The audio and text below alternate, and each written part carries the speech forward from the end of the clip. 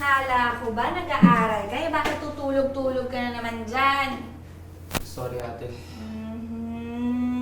Gising ha. Oy, nga pala. Tingnan mo, Bingo.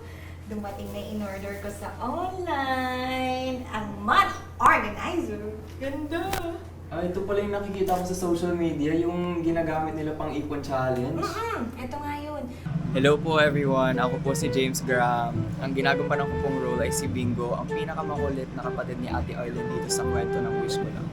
Siguro po para sa akin yung kapag may tinulungan ka, pag tinulungan ka nila, magkakaroon ka ng utang na loob and tinitake nila yun against sa'yo. And yun yung pinakaayaw ko dahil parang pang-manipulate na rin yun. And nakakasakit sa puso yung ganun, kaya ayaw ko yung mga tao na ganun. Iniimbitahan ko po kayong manood ng Wish Ko Lang ngayong Sabado, 4 p.m.